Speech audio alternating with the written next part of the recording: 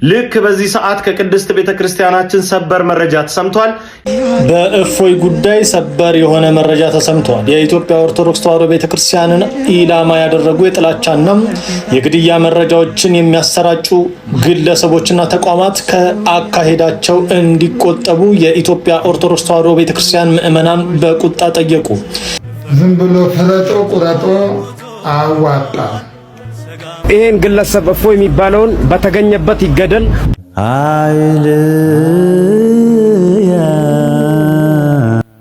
በስመ አብ ወወልድ ወመንፈስ ቅዱስ አሐዱ አምላክ አሚን። ሰላም እግዚአብሔር ቤተሰቦች የእናታችን የቅድስት ድንግል ማርያም ወዳጆች እንደምቆያችሁ እንደምስከዚህ ሳደረሳችሁ እኔ ያለው እግዚአብሔር ይመስገን። በሰሞኑ ጉዳይ በእፎይ ጉዳይ ከቅድስት ቤተክርስቲያን የተሰማ አዲስ ሰበር ዜና አለና ይህንን ዜና ለሁሉም ሰዎች እንዲተላለፍ ሼር፣ ኮፒ ሊንክ፣ ላይክ ያደረጋችሁ ለብዙዎች አስተላልፉላቸው ስል በትህትና ጠይቃችኋለሁ። ያ ዜና ምንድነው?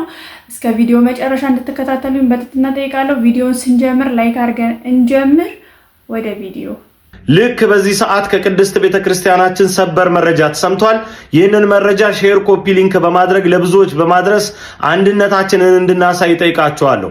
እንግዲህ ከቅድስት ቤተክርስቲያናችን የሚዲያ ልሳኖች መካከል የሆነው ተዋሕዶ ሚዲያ ማዕከል የምዕመናንን ድምፅ ለመጀመሪያ ጊዜ በእንዲህ አይነት መልኩ አስተጋብቷል። ይገደል፣ ይቃጠል እንዲሁም ደግሞ ጂሃድ የመሳሰሉ ነገሮችና የቅድስት ቤተክርስቲያንን ክብር የሚነኩ የጥላቻ ንግግሮች እንዲቆሙም ጭምር ጠይቋል። ይህንን ታዲያ ድምፅ አባቶችም ጭምር አስተጋብተው እንደምትነግሩንና እንደምታበስሩን ተስፋ አለኝ። ኦርቶዶክሳዊ የሆነ ትስስራችንን በደንብ አጠናክረን የተጋረጠውን እንዲህ ያለውን የቤተ ክርስቲያን ጥላቻና የኦርቶዶክሳውያንን ጉዳት በጋራ እንደምንከላከል ተስፋ አለኝ። እንዲህ ባለ መንገድ ደግሞ ኦርቶዶክሳዊ የሆነ አባትነታቸውን ያለዩ ሊቀ ሊቃውንት ስሙር አላምረው እፎይን በመከላከል በእፎይ ላይ የተቃጣው ድርጊትም ጭምር እንዲቆም ጠንከር ያለ ጽሑፍን አስነብበዋል። አክት ሳይሆን ሪያክት ነው ያደረገውና በአስተምህሮቶች ጉዳይ ራሳችሁን በደንብ አጠናክራችሁ ቅረቡ ሲሉም ሊቀ ሊቃውንት ሞግተዋል። እንዲህ ባለ መንገድ ደግሞ የተለያያችሁ መምህራን፣ ካህናት፣ አባቶችም ሐሳባችሁን እንደምታሰፍሩ አንጠራጠርም። ስለደረስንበት ነገር እግዚአብሔር አምላክ ስሙ የተመሰገነ ይሁን። እኔም እፎይ ነኝ። መላው ባለማህተብ እፎይ ነው። በእፎይ ጉዳይ ሰበር የሆነ መረጃ ተሰምቷል። የኢትዮጵያ ኦርቶዶክስ ተዋሕዶ ቤተክርስቲያንን ኢላማ ያደረጉ የጥላቻና የግድያ መረጃዎችን የሚያሰራጩ ግለሰቦችና ተቋማት ከአካሄዳቸው እንዲቆጠቡ የኢትዮጵያ ኦርቶዶክስ ተዋሕዶ ቤተክርስቲያን ምዕመናን በቁጣ ጠየቁ። ይህን ዜና ያሰራጨው የአዲስ አበባ ሀገረ ስብከት ሊቀ ጳጳስ በበላይነት የሚመሩት ተዋሕዶ ሚዲያ ማዕከል ነው። ከቅርብ ጊዜ ወዲህ በኢትዮጵያ ኦርቶዶክስ ተዋሕዶ ቤተክርስቲያን በአምላካችን በመድኃኒታችን በኢየሱስ ክርስቶስ በቅዱሳንና ከምንም በላይ በምንመካባቸው የቤተ እምነት ጉዳዮቻችን ላይ አጸያፊ ንግግር የሚናገሩ ግለሰቦች ከዕለት ወደ ዕለት እየተበራከቱ ይገኛሉ። ለዚህም በአጸፋው ከራሳቸው የመጽሐፍ አስተምሮ ምላሽ በሚሰጡ ኦርቶዶክሳውያን ላይ እየደረሰ ያለው ግድያን እናደርጋለንና እናጠፋለን የሚሉ ዛቻዎች ወደ ዘላቂ ግጭትና መተላለቅ የሚያመሩ እንጂ መፍትሄ አይሰጡም። ያው እንግዲህ እንደተከታተልነው ነው ከቅድስት ቤተክርስቲያን የወጣ የሚዲያ ዜና ነውና ይሄንን ዜና ለብዙዎች እንዲዳረስ ሼር፣ ላይክ፣ ኮፒ ሊንክ ሁሉንም አድርጋችሁ ለብዙዎች አዳርሱ። አንዴ አባታችን የተናገሩትን ንግግር ሰምተን እንመለስ። ዝም ብሎ ፈለጦ ቁረጦ አዋጣ። ይሄን ግለሰብ እፎይ የሚባለውን በተገኘበት ይገደል። እፎይ ከቁርአን ውጪ ተናግሮ ከሆነ በሕግ ስር ሆኖ በሕግ ይጠየቃል። እንዲሁ በደፈና ፍለጦ ቁረጦ ማለት በሕግ ባለበት ሀገር አዋጣ። እሱ ለሕግ ሲቀርብ ደግሞ በእናንተ በኩል ደግሞ በእግዚአብሔር ላይ ያላገጡ በእኛ ሃይማኖት፣ በእኛ ምእመናን፣ በእኛ ካህናት ችግር የፈጠሩ ያላገጡ ለሕግ ይቀርባሉ፣ ለፍርድ ይቀርባሉ።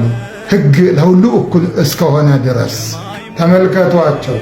እግዚአብሔር ብልት ይለካል። በጣም ያሳፍራል። እግዚአብሔር ያሳፍራል። በእውነቱ ባለጌ ነው። በጣም እግዚአብሔር ባለጌ ነው። የምር ባለጌ ነው። በስተክል ባለጌ። ሰሞኑን ደግሞ ክርስቲያኖች ጠግባቸዋን አንተ የሀያ ተመጋቢ ሊሁላ እነዚህ ቅቤ እየቀቡን ይመስላችኋል? እናንተ ስትሳደቡ ጽድቅ ይመስላችኋል? ስታዋርዱ ጽድቅ ይመስላችኋል?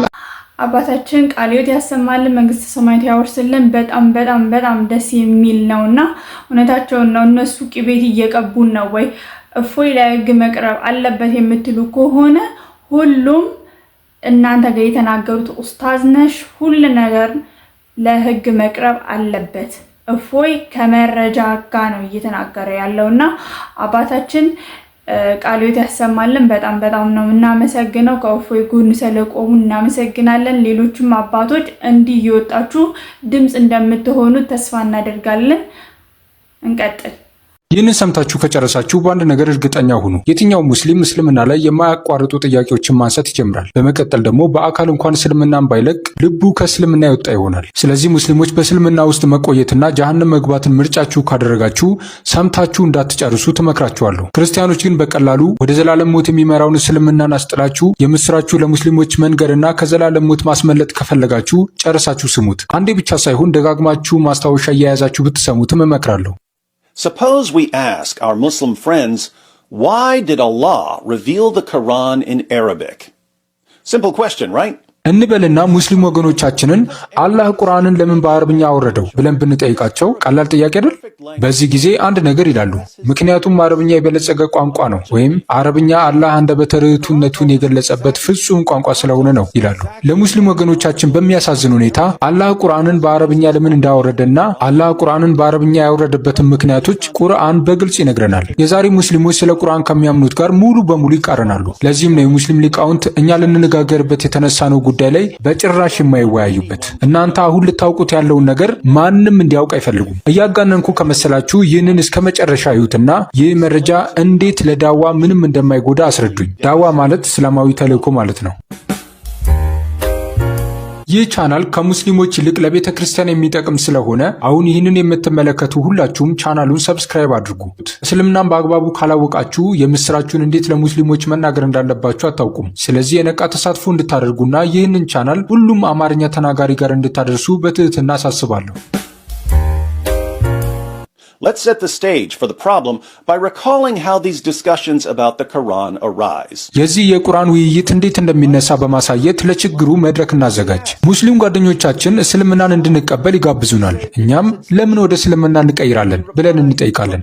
እነሱም ምክንያቱም እውነት ስለሆነ ይሉናል። እኛም ግን ብዙ አስተሳሰቦች ወይም አይዲዮሎጂዎች እውነት ነን ይላሉ፣ ለምን እስልምና እውነት ነው ብለን እናምናለን በማለት መልስ እንሰጣለን። እነሱም በቁርአን ምክንያት በጥበብ ተጽፏል፣ የአምላክ ቃል መሆን አለበት ይላሉ።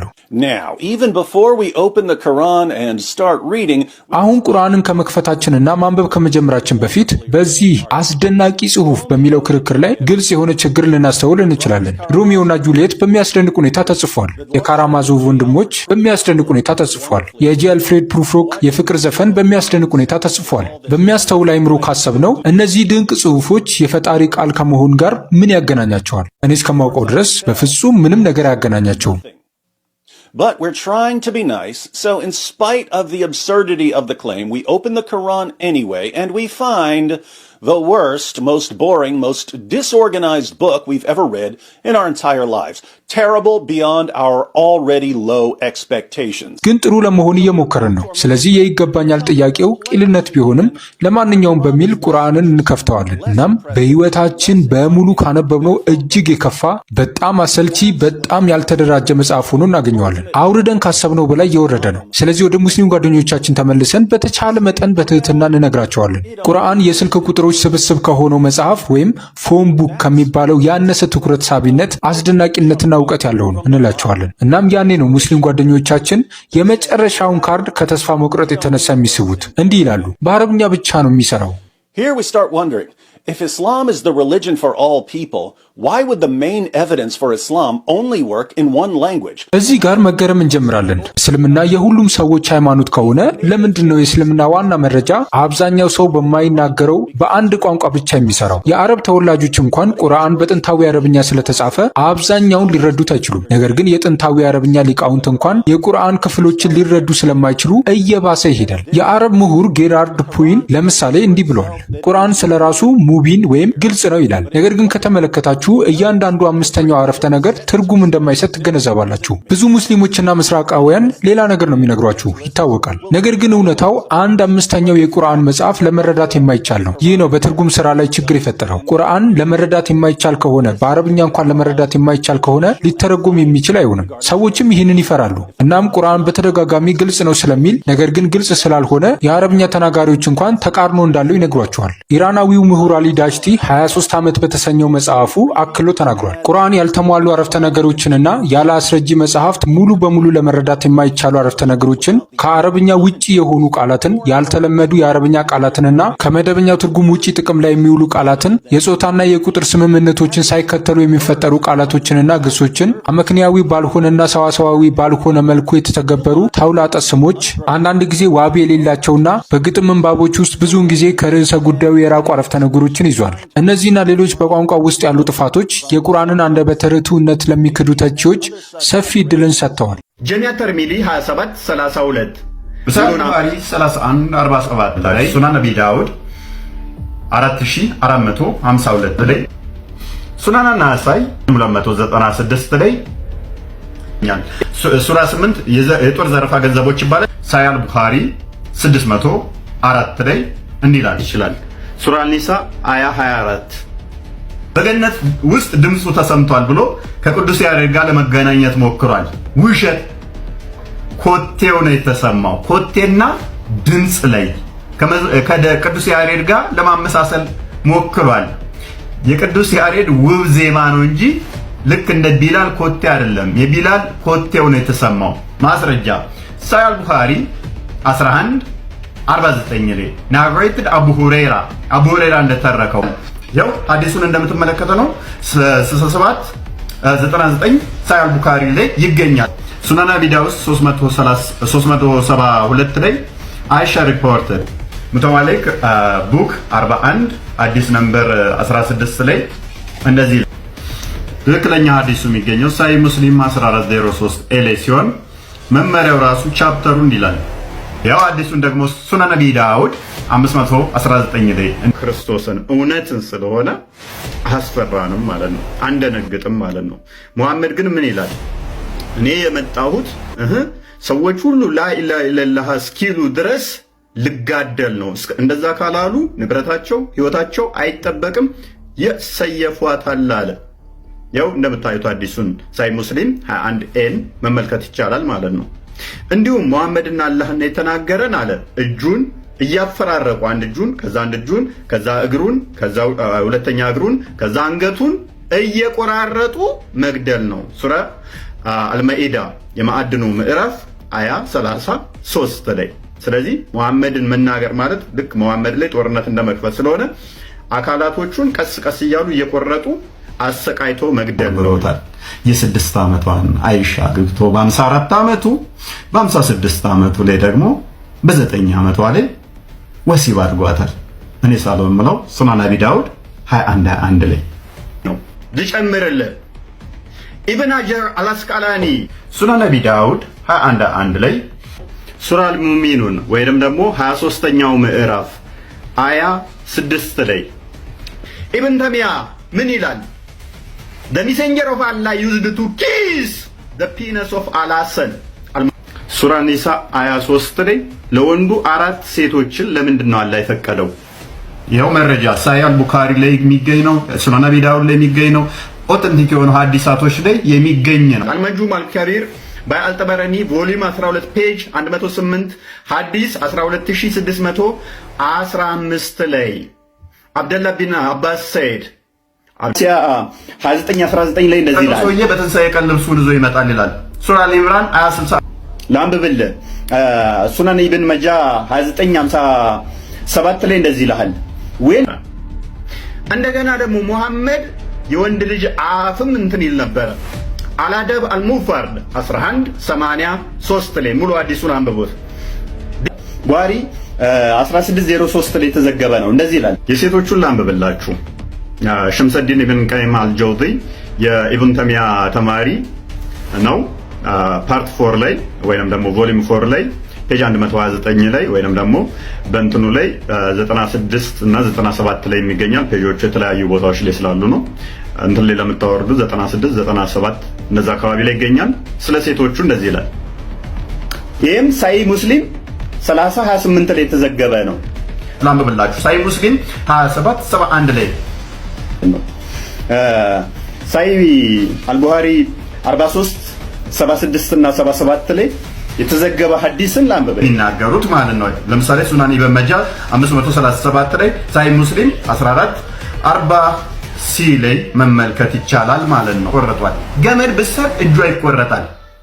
ሐዲሱን እንደምታዩ ሱናን ናሳይ 48 91 ላይ መመልከት ትችላለህ። ይሄን ቁርአንም በተፍሲር በአማርኛው እንደዚህ ይላል።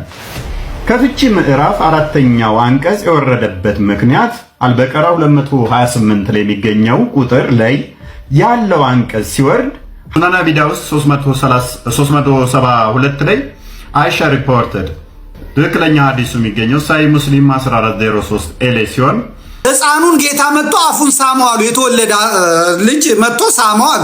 ከዛዛ ደግሞ ነብዩ የብልት ስሟል፣ የገሌን ብልት ስሟል አለ። እነሱ ኃላፊነቱ እናንተ ላይ ነው የሚወድቀው። አይ የሳመው ብልት የልጅ ልጁ ነው፣ ሕፃን ስለሆነ ነው ብልት የሳመው ምናምን በቃ ማስረዳት ነው ያንተ። አለቀ። አንተ ከዚህ ጠቅሰ ነው የምትጠቅሰው። ከዛ ደግሞ ቁርአን ሲጠቀስበት የኔን አትንካ፣ የኔ እንደዚህ ነው የሚለው። ያንተ ምን እንዴት ይባላል? አይባልም። እኩል ታነሳለህ፣ እኩል ይመጣልሃል።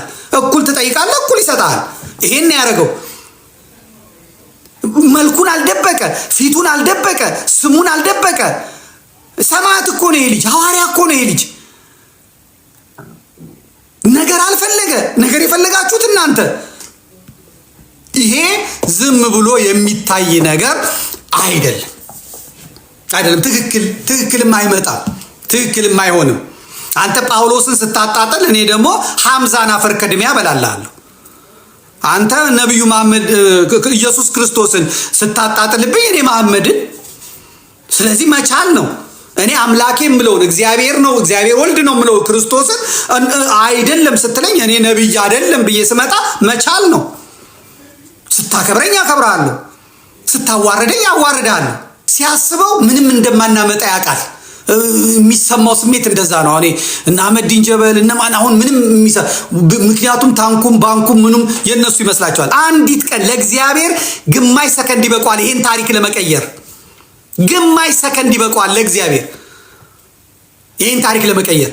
አሁን ዞር ሲል አብይ አህመድ ነው ያለው፣ ዞር ሲል አደም ማንተስ አደም ነው፣ ዞር ሲል ደመቀ መኮንን ነው ያለው፣ ዞር ሲል ሙፈሪያት ናት ያለችው፣ ዞር ሲል ምናምን ነው ያለው።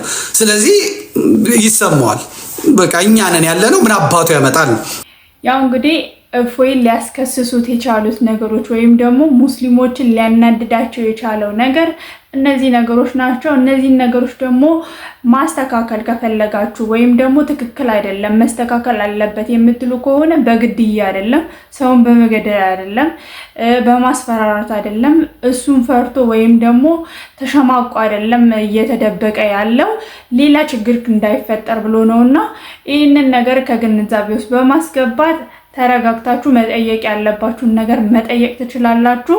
ማንም የሚፈራ አካል የለም። ፍራቻ እንዳይመስላችሁ፣ ሲደበቅ ሲጠፋ ፍራቻ እንዳይመስላችሁ፣ ወደ ሌላ ወደ አልተገባ ነገር በእስልምናውና በክርስትናው ዙሪያ እንዳይፈጠር ነውና ይህን ከግንዛቤ ውስጥ መክተት አለባችሁ። ለዛሬ ያዘጋጀውላችሁ ቪዲዮዎች እነዚህን ይመስላሉ። ለብዙ ሰዎች መዳረስ አለበት እና ይህ ቪዲዮ ዝም መባል የለበትም። ለብዙዎች መዳረስ ስላለበት ላይክ ሼር ስናደርግ ነውና ለብዙ ሰዎች የሚዳረሰው ኮፒ ሊንክም አድርጉት። ይህን ቪዲዮ በሌሎች ቪዲዮዎች ተመልሰን መምጣታችን አይቀርም። የእፎይ ጉዳይ የኛ ጉዳይ ነው። እስከ መጨረሻው ድረስ አብረነው ነን፣ ከጎኑ ነን። እስከ መጨረሻው ድረስ አብረን ነን እና በሌሎች ቪዲዮዎች እንገናኛለን። እስከዛው ድረስ ሰላም እግዚአብሔር ከሁላችን ጋር ይሁን። ሰላም ቆዩልኝ። እኔ እፎይ ይባላለሁ። ብገለኝ እንጂ ሌላ ምንም አታመጣም። ብገለኝ እንጂ ምንም አታመጣም።